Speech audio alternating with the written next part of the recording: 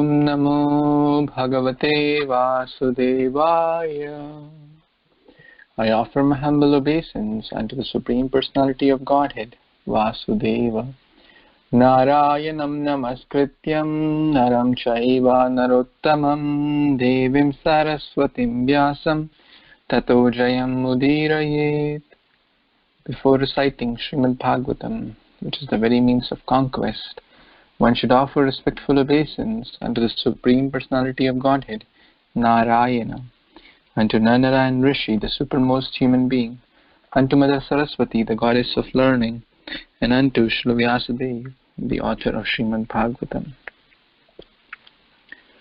Nashtaprayeshu abhadreshu nityam bhagavata sevaya bhagavati uttama shloke bhaktir bhavati naishtike. By regular attendance in the classes on Srimad Bhagavatam and by rendering service unto the pure devotee, all that is troublesome to the heart is almost completely destroyed, and loving service unto the Personality of Godhead, who is praised with transcendental songs, is established as an irrevocable fact. Hare Krishna. Guruve Gaurachandraya Radhikaya Tadalaye Krishnaya Krishna Bhaktaya Tadbhaktaya Namo Namaha. Hare Krishna. Thank you so much for joining. We are reading Granth Srimad Bhagavatam, Canto 7, Chapter 2, Hiranyakashipu, the King of Demons. So we read till text number 42 yesterday, where Yamraj, who has come in the disguise of a young boy, is trying to pacify the wives of this king, Shushinara, and the other relatives. So let's read the next verse, text number 43. Yatha analo darushu bhinnayate Yatha nilo deha gataha prithak sthitaha Yatha nabha sarvagatam na sajjate Tatha puman sarva gunashrayah paraha. Translation and purport by His Divine Grace, A.C. Bhaktivedanta Swami Prabhupada, Srila Prabhupada Ki Jai. As fire, although situated in wood, is perceived to be different from the wood, as air, although situated within the mouth and nostrils, is perceived to be separate, and as the sky, although all-pervading, never mixes with anything, so the living entity, although now encaged within the material body of which it is the source, is separate from it. Purport. In the Bhagavad Gita, the Supreme Personality of Godhead has explained that the material energy and the spiritual energy both emanate from Him. The material energy is described as Me Bhinna Prakriti Ashtadha, the 8 separated energies of the Lord. But although the 8 gross and subtle material energies, namely earth, water, fire, air, ether, mind, intelligence, and false ego, are stated to be bhinna, separate from the Lord, actually they are not. As fire appears separate from wood, and as the fire flowing through the nostrils and mouth of the body appears separate from the body, so the Paramatma, the Supreme Personality of Godhead, appears separate from the living being, but is actually separate and not separate simultaneously. This is the philosophy of Achintya Bheda Bhed Tattva, propounded by Sri Chaitanya Mahaprabhu. According to the reactions of karma, the living entity, the living being, appears separate from the Supreme Personality of Godhead, but actually he is very intimately related with the Lord. Consequently, even though we now seem neglected by the Lord, He is always alert to our activities. Under all circumstances, therefore, we should simply depend on the supremacy of the Supreme Personality of Godhead and thus revive our intimate relationship with Him. We must depend upon the authority and control of the Supreme Personality of Godhead. Hare Krishna. So in multiple ways, this young boy, who is no other than Yamaraj himself, is trying to explain that the body and the real substance which holds the body, that is the spirit soul, is different. And in this scenario is giving multiple examples that the air in the mouth or the fire in the wood, etc., are different. They are encaged. So similarly, the spirit soul is kind of encaged in the body, but it never mixes. It's always separate. And after the body is dead, the spirit soul moves on. And I think we have discussed this point, Achintya Bheda Bhed Tattva. So the essence is to understand our intimate relation with the Lord. And how will that happen? When we turn towards Him, when we depend on Him. Prabhupada is clearly writing that we should simply depend on the supremacy of the Lord. And in that way we will revive our intimate relationship, which is now covered by this other relationship, by this other bodily designations, and we have forgotten our relationship with the Supreme Lord. So therefore we must depend more and more on His will, on His authority, and then we will be happy. These are the words of Yamaraj. Any other comments or questions anyone has? Okay. So those who didn't get chance to read yesterday would like to read, please.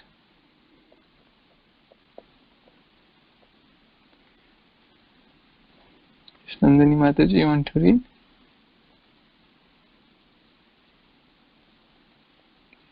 Vilas Prabhu?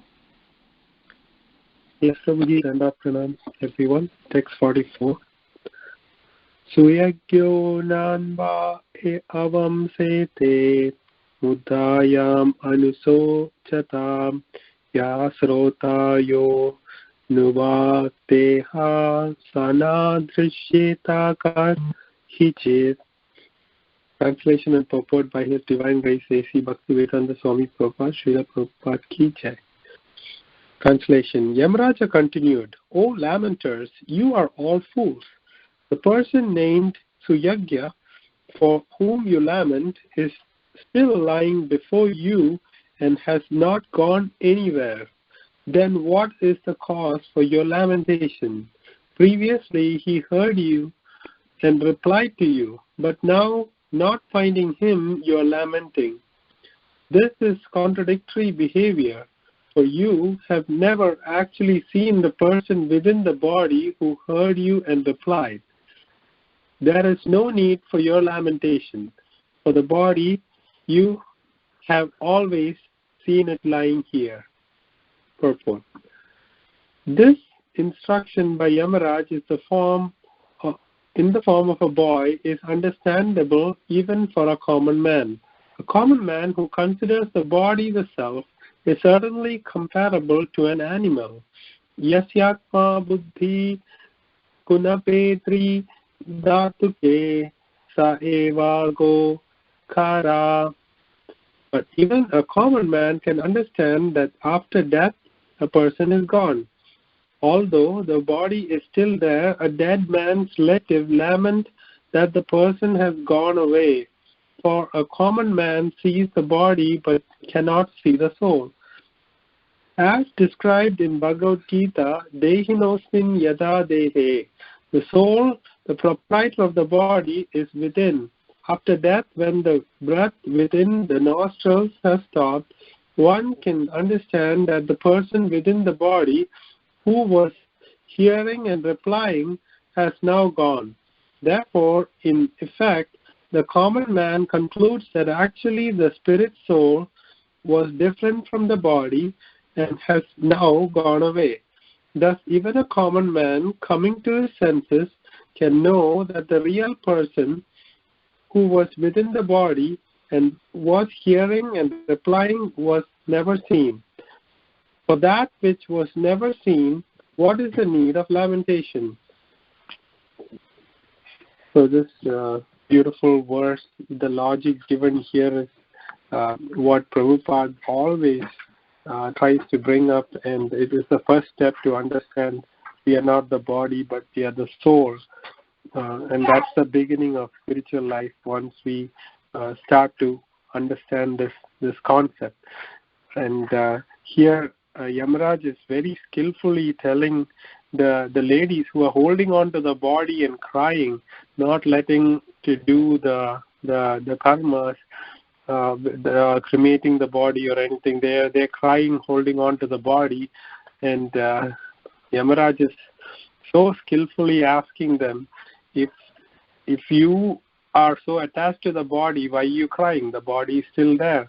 And if what was within the body that was listening and talking to them before has left, then why are you still attached to the body? So this is a perfect question to ask somebody who is too attached to the body, seeing the dead body that doesn't move, who was actually moving the body, and that person can understand that the soul was actually present in the body and was smelling with the nose, hearing with the ears, and seeing with the eyes, etc. So Yamaraj is a great teacher for the queens who are lamenting. Thank you, Prabhuji. Please, if you'd like to add or correct. Thank you, Prabhu.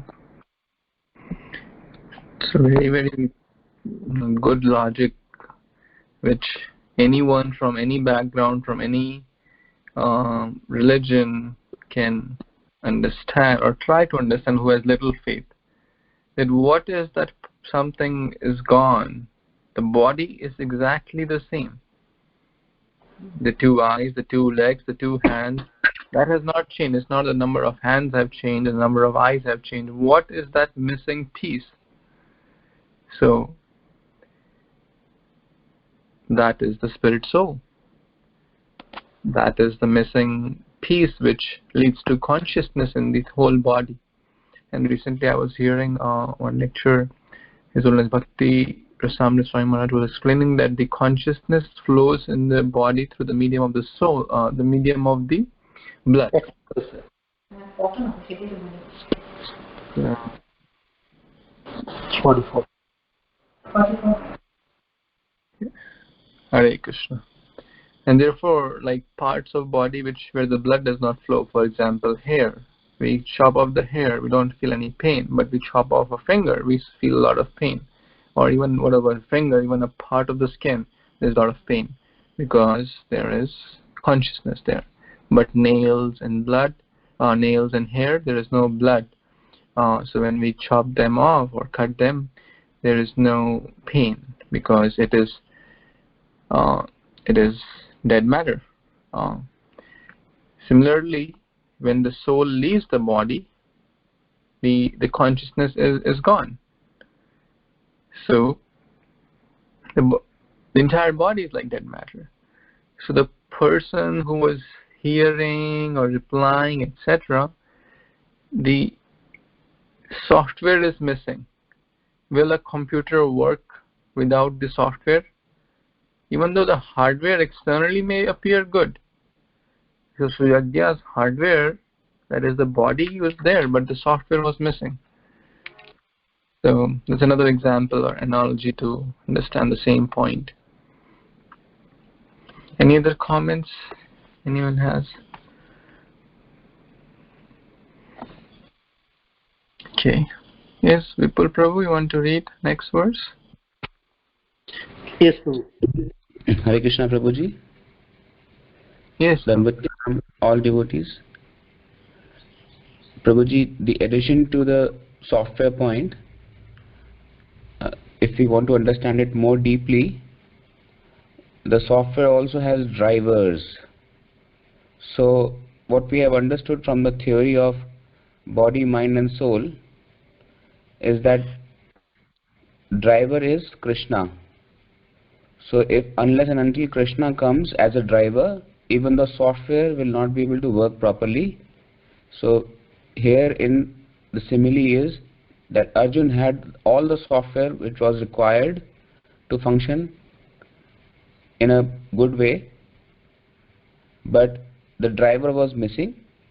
So that's where the driver got installed during the Bhagavad Gita Upadesh. The driver got installed and therefore the software functioned properly and executed the task through the hardware diligently and perfectly. So that was the addition that I wanted to do in respect to technology, Bhagavad Gita, the body, mind and soul concept. Correct me if I'm wrong, Prabhu. Hare Krishna. Thank you. That's a good point. Another devotee said something similar, that the software is there, the mind, the desires, etc. But when they are corrupted, so you link that to drivers. But when the virus is there in that software, so then antivirus has to be there. So that antivirus is Bhagavad Gita in one way, which cleans us of the virus within. So same point, but you made a good point. So thank you. Let's read the next one. Vipul Prabhu, you want to read? Yes, Prabhuji, thank you. Hare Krishna devotees, Dandavat Pranam, on Srila Prabhupada, text 45. Na srota nano abhaktayam mukha api atra mahan ashu yasta ihan driyavan atma sha chanaya prano dehoa. Translation purport by His Divine Grace, A.C. Bhaktivedanta Swami Prabhupada, Srila Prabhupada Vijay. Translation. In the body, the most important substance is the life air. But that also is neither the listener nor the speaker. Beyond even the life air, the soul also can do nothing. For the supersoul is actually the director. In cooperation with the individual soul, the supersoul conducting the activities of the body is different from the body and living force. Purport. The Supreme Personal Godhead distinctly says in Bhagavad Gita 15:15, Sarvasya Jamriti Sannivishto Matta Siti Ganam Apahancha. I am seated in the everyone's heart, and from me come remembrance, knowledge, and forgetfulness. Although the Atma or soul is present in every material body, Dehna Hoshmin Jatha Dehe, he is not actually the chief person acting through the senses, mind, or so on. The soul can merely act in cooperation with the Supreme Soul because it is the Super Soul who gives him the direction to act or not to act. Matta Siti Gyanam Apahancha. One cannot act without his sanction, for the supersoul is Upadrashta and Anumanta, the witness and sanctioner. One who studies carefully under the direction of a bona fide spiritual master can understand the real knowledge that the Supreme Personality of Godhead is actually the conductor of all activities of the individual soul and the controller of their results as well. Although the individual soul possesses the indriyas or senses, he is not actually the proprietor. For the proprietor is super soul. Consequently, the super soul is called Rishikesh, and the individual soul is advised by the direction of the super soul to surrender to him and thus be happy. Sarva dharman paritejya mamekam sharanam braja. Thus he can become immortal and be transferred to the spiritual kingdom. where he will achieve the highest success of an eternal, blissful life of knowledge. In conclusion, the individual soul is different from the body senses, living force, and the airs within the body. And above him is the supersoul, who gives the individual soul all facilities. The individual soul who renders everything to the supersoul lives very happily within the body. Hare Krishna. So already very nicely explained in the previous verse by the Prabhuji, the driver who guides the software, and then the hardware works. So it is again and again told, explained by Prabhuji very nicely, that without cooperation of the super soul, the soul cannot function. It cannot work because he is the witness and sanctioner. Then only it can work accordingly. Though the body has everything, indriyas, but still the Lord is the proprietor, the controller. And when there is a nice coordination between the super soul and the soul, then these senses, all the organs of the body will work accordingly, right way, for right direction, to be transferred to the spiritual kingdom, and that is immortality, and that is the ultimate goal. And as you know that even the hardware needs the electricity to work on, but electricity and hardware is not the same. Same thing, the living force is not the same as the soul. But all will work together. Soul, this electricity, living force, senses, only the Lord sanctions the performance and activity of that particular body. Back to Prabhuji. Thank you. Thank you, Prabhu. I like the last line of this purport. So the formula for happiness is to render everything to the super soul, or to tune our will to his will. Then we will be happy. If we keep separate agendas or separate desires which are not tuned to his will, the words of Shastras, the words of Guru Sadhu Shastras, then we'll always be miserable. But if we tune ourselves and do what Krishna says through Guru Sadhu and Shastras, then we'll be happy even in this body. Any other comments on this body, soul, super soul concept?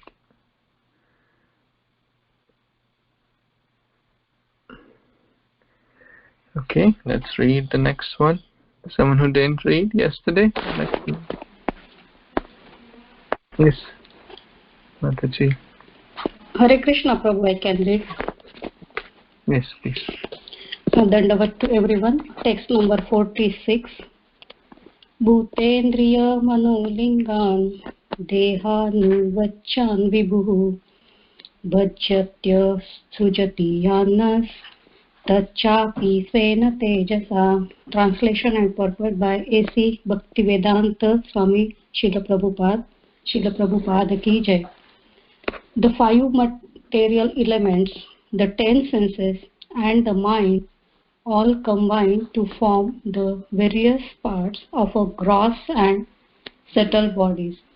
The living entity comes in contact with his material bodies, whether high or low, and later gives them up by his personal powers. This strength can be perceived in the living entity personal power to possess different types of body. Purpose. The conditioned soul has a knowledge, and if he wants to fully utilize the gross and subtle bodies for his real advancement in life, he can do so. It is therefore said here that by his high intelligence, Svena Tejasa, by the superpower of superior knowledge achieved from the right source, the spiritual master or Acharya, he can give up his conditional life in material body and return home back to Godhead. However, if he wants to keep himself in the darkness of this material world, he can do so. The Lord confirms this in as follows in Bhagavad Gita 9.25. Yanti deva vrata devan pitru yanti pritru vrataha bhutani yanti bhutescha yanti mad yajantopi mam. Those who worship the demigods will take birth among the demigods. Those who worship ghosts and spirits will take birth among each beings. Those who worship ancestors go to the ancestor, and those who worship me will live with me. The human form of body is valuable. One can use this body to go to the higher planetary system, to Pitruloka, or he can remain in this lower planetary system. But if one tries, he can also return home back to Godhead. This prowess is given by the Supreme Personality of Godhead as a supersoul. Therefore, the Lord says, Mata smrutir jnanam apohanam cha.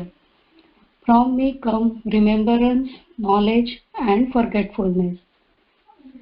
If one wants to receive real knowledge from the Supreme Personality of Godhead, one can become free from bondage to repeated acceptance of material bodies. If one takes to the devotional service of the Lord and surrenders unto Him, the Lord is prepared to give one direction by which return home back to Godhead. But if one foolishly wants to keep himself in the darkness, he can continue in a life of material existence. So, Hare Krishna, everyone, this is very nice verse, and purport and translation was explained very beautifully by Srila Prabhupada.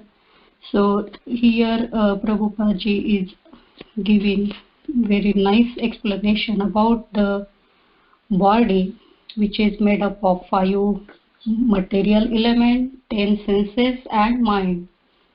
And within this material body, if we get the real knowledge from the super soul and the right source from the spiritual master, we can give up the conditioned life and get to the back to the Godhead.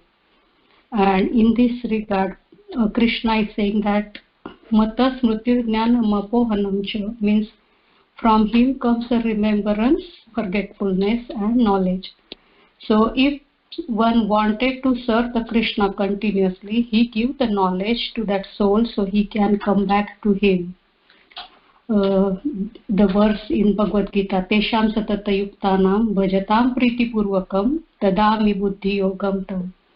So that is the confirmation Krishna has given, that if one continuously thinking about me and doing the devotional service unto me, I will give them the knowledge so they can come to me.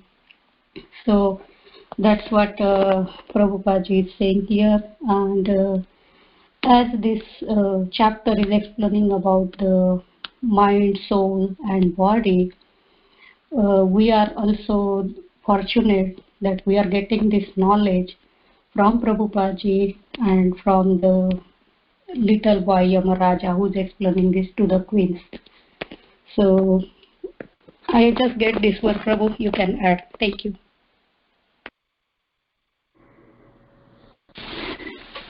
Thank you so much, Mataji. So nicely you mentioned all the points. Basically, the choice is up to the jiva. No one can say, oh, the Lord didn't guide me. Krishna is telling that the Lord wants to guide. The Lord wants to take to help. The Lord is prepared to give one directions, but only to those who would like to get that. If one foolishly wants to stay away from the process of bhakti, then one will continue this life of material existence. And that's what basically this whole canto is, talking about the subject matter of uti, good desires, bad desires, and the corresponding reactions. So we can create our own destiny. We can create what will happen to us in the next life. And therefore it is said life is a preparation and that death is an examination. Whatever we do throughout the life, what kind of desires we cultivate, what kind of activities we do, what kind of choices we make, what kind of books we read, what kind of things we do, what kind of association we have, what kind of food we eat, all that is building our future. So we have a choice. Krishna is willing to give himself if we are ready to take. So an intelligent person must take full advantage, because Krishna will reciprocate accordingly. The more we grow in our sincerity, in our sadhana, the more he will reciprocate. And same is true for the opposite direction too. The more we try to be away from devotees, bhakti, the process, the more Krishna will remain away from us. So the choice is ours. Any other comments anyone has?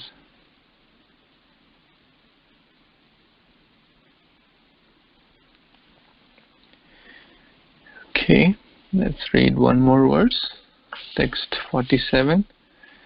Someone who has not read, I'd like to read. Hare Krishna, Prabhu. Madam, I can read. Yes, please. If there's anybody else who likes to go ahead, please go ahead. I think I read yesterday, but I'm not sure. Okay, devotees under pranam. All glories to Srila Prabhupada. Text 47. Yavallingam ganvinto yatma tat karma nibandhanam tato viparyayaha klesho maya yogo anuvartate. Translation and purport by His Divine Grace A.C. Bhaktivedanta Swami Prabhupada, Srila Prabhupada ki jai. As long as the spirit soul is covered by the subtle body, consisting of the mind, intelligence, and false ego, he is bound to the results of his fruitive activities. Because of this covering, the spirit soul is connected with the material energy and must accordingly suffer material conditions and reversals continually, life after life. Purport. The living entity is bound by the subtle body, consisting of the mind, intelligence, and false ego. At the time of death, therefore, the position of the mind becomes the cause for the next body. As confirmed in Bhagavad Gita 8.6, Yam yam rapi smaran bhavam tyajanti ante kalaivaram. At the time of death, the mind sets the criteria for the spirit souls being carried to another type of body. If a living being resists the dictation of the mind and engages the mind in the loving service of the Lord, the mind cannot degrade him. The duty of all human beings, therefore, is to keep the mind always engaged at the lotus feet of the Lord. Sabai mannaha Krishna padaravindayo. When the mind is engaged at the lotus feet of Krishna, the intelligence is purified. And then the intelligence gets inspiration from the supersoul. Dadami buddhi yogam tam. Thus, the living entity makes progress toward liberation from material bondage. The individual soul is subject to the laws of fruitive activity, but the super soul, Paramatma, is not affected by the fruitive activities of the individual soul. As confirmed in the Vedic Upanishad, the Paramatma and the Jivatma, who are likened to two birds are sitting in the body. The Jivatma is enjoying or suffering by eating the fruits of the bodily activities. But the Paramatma, who is free from such bondage, witnesses and sanctions the activities of the individual soul as the individual soul desires. So Prabhupada always very beautifully explains this point about soul, body, fruitive activities. And we see that in Bhagavad Gita also, he really, no matter who is the audience, he really grasps the person and really clarifies all the differentiation. It's so subtle, the subtle body, spirit, soul. And we always read this, but at least I am never satiated, because Prabhupada always gets at things from a different angle. So he's repeating whatever said at many other places, that as far as we are covered by this false ego, as far as the soul is covered by the subtle body,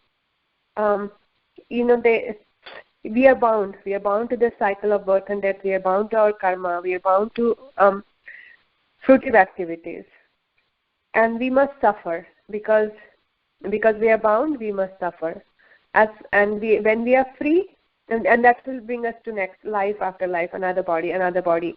Whatever we are thinking at the end of life, tajante ante kalevaram, at the end of life, whatever we are thinking of will attain that destination. Bharat Maharaj, we see, he became a deer. And there are so many other examples like that. Lord Prabhupada also said elsewhere that a husband sometimes thinks of wife and becomes a wife, and vice versa. So what is the use of this? What is the use of this attachment, which is really not the bond that will free us?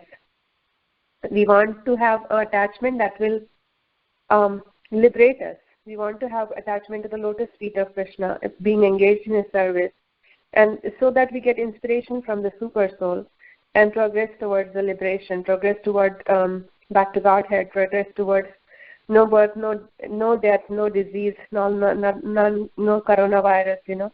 We want to go to that eternal abode where there's eternal happiness, and there's service, and there's association of devotees. Right now we are in isolation, so it really brings us close. It really helps us think, what is this association of devotee we always talk about? And then Prabhupada concludes with the two birds on the tree, and how unless Paramatma is free sitting there, and he sanctions the activities of the individual souls. So he doesn't interfere with our free will, and that's the very important point Prabhupada has explained many, many times, and I hope and pray that I always remember this. Back to you, Prabhu. Thank you very much. Hare Krishna. Thank you. Thank you so much, Mataji. Any other comments or questions anyone has?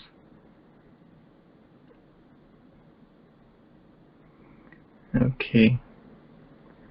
So let's read one last verse for today. Would someone like to read? Hare Krishna, Prabhuji, I can read. Yes, please.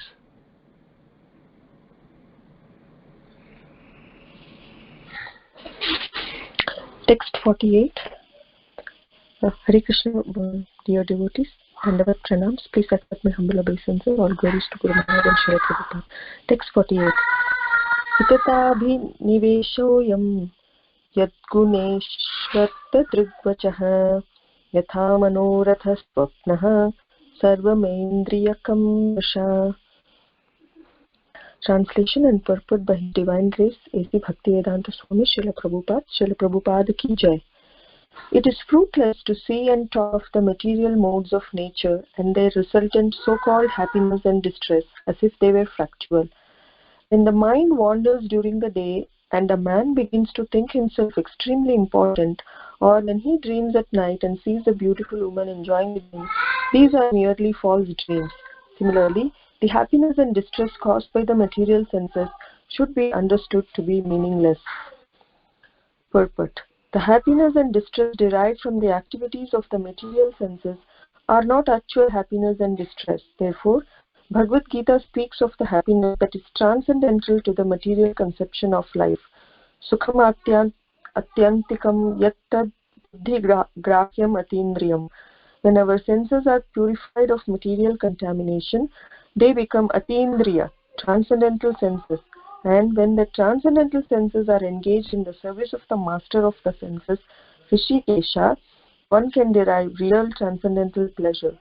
Whatever distress or happiness we manufacture by mental concoction through the subtle mind has no reality, but is simply a mental concoction. One should therefore not imagine so-called happiness through mental concoction. Rather, the best course is to engage the mind in the service of Lord Rishikesha and thus feel real blissful life. There is a Vedic statement, Apama Somam Amrita Abhuma Apsarobhir Viharama. With reference to such a conception, one wants to go to the heavenly planets to enjoy with the young girls there and drink somrasa. Such imaginary pleasure, however, has no value. As confirmed in Bhagavad Gita, chapter 7, 23rd verse, Antavattu phalam tesham tadbhavati alpamedasam. Men of small intelligence worship the demigods and their fruits are limited and temporary. Even if by fruitive activity or worship of the demigods, one is elevated to the higher planetary systems for sense enjoyment, his situation is condemned in the Bhagavad Gita as antavat, perishable. The happiness one enjoys in this way is like the pleasure of embracing a young woman in a dream. For some time, it may be pleasing, but actually the basic principle is false. The mental concoctions of happiness and distress in this material world are compared to dreams because of their falseness. All thoughts of obtaining happiness by using the material senses have a false background and therefore have no meaning. Back to you, Prabhuji, for explanation. Thank you. Hare Krishna. Thank you so much, Mataji. So, Lord Yamaraj is speaking here through the body of that young boy that the pleasure or so-called happiness derived from mind and senses is not real. So it is like a dream. In dream one may think, oh, I am a billionaire, thousands of servants are serving me. But what happiness will one derive in a dream? Prabhupada often terms that as phantasmagoria or illusory. Yehi sansparshaja bhoga dukkha yoneva evate adi antavanta konteya nateshu ramate Buddha. Buddha, the intelligent people, do not partake in the pleasures which are derived from mind and senses, because they have a beginning and have an end. Material world is said to be dukhalyama shashvatam. Krishna has stamped this.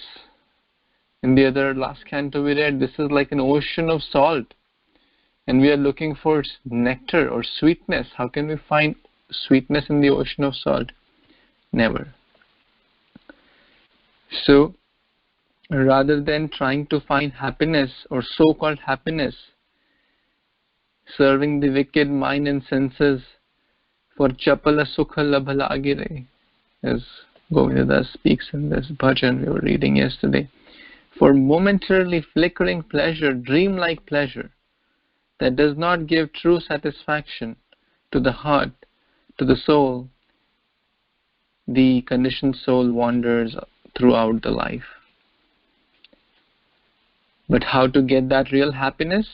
By engaging the mind in the service of the Supreme Lord, Rishikesha, we feel real blissful life, Prabhupada is writing in the purport. So that's what intelligent people do. They take pleasure or real happiness from the source of all happiness. That is Lord Ram, that is Lord Krishna. Without connecting to the source of all happiness, we cannot derive happiness. And until we are connected to the source of all happiness, we will continue to be connected to the material world, that is source of misery. So it's our choice. We want to connect to so-called material happiness, or which is illusion, basically suffering, or we want to connect to Krishna, the source of true happiness, Satchidananda Vigraha. The choice is ours. Again, the choice is always there. Prabhupada also mentioned that some people approach to demigods, oh, give me a nice wife, give me a nice house, give me this, give me that, or give me heaven. But demigods, they are also limited, so the benefits they provide are also limited. So intelligent people don't worship demigods. Prabhupada mentioned that in multiple places. We do respect them, but we take full shelter of Krishna, or try to take full shelter of Krishna. So, because he can give real happiness, which the soul is yearning for. Anandamayo bhyasat. We are all pleasure seeking. We are all seeking for that happiness. Everyone wants to be happy in this world. No one wants to be miserable. But the problem is very few people try to connect to the source of happiness. So, choice is ours. The more closely we connect with Krishna in the process of bhakti, the more we'll be happy. The more we are connected to material things and things on a bodily level,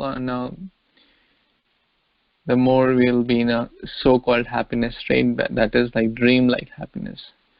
It may just appear to be, it's giving me joy, like a new job. It may appear, oh wow, I have a new job now. Or a new partner, new wife, new husband, new city. Someone comes to America, initially they might be happy, wow. Someone gets to new city, someone may get promotion. These are all so-called happiness. Just momentarily it may give some so-called pleasure, dream-like pleasure. But ultimately connecting with Krishna only is the real pleasure or happiness. Any other comments or questions? Hare Krishna, Prabhu. Hare Krishna, Dandavat Pranam devotees. Just a small addition, Prabhu. Just a small addition. Depending on where we are, in what circumstances we are, we should always remember Krishna, mool, as a root.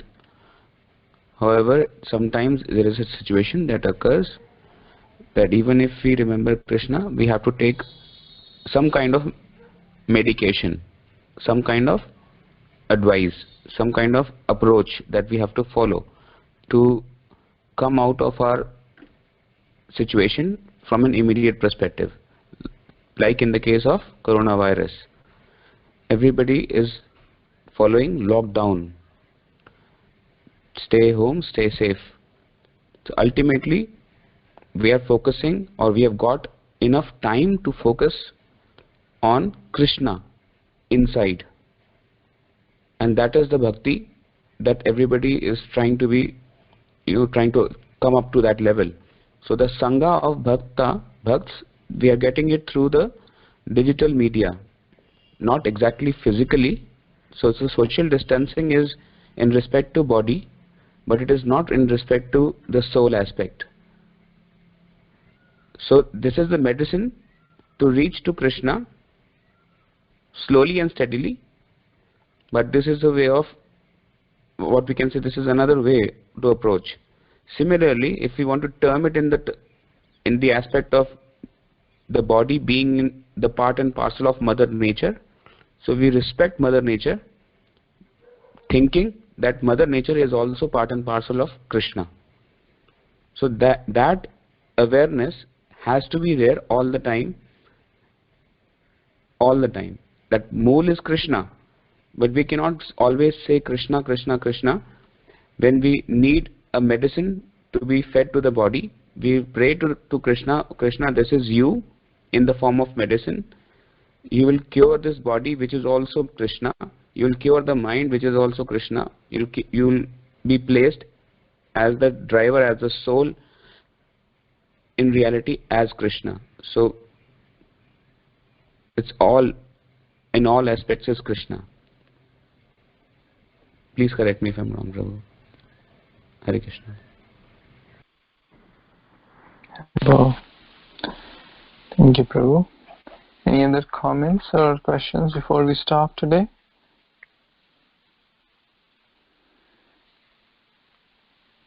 Okay, so we'll stop here and continue tomorrow with the next verse.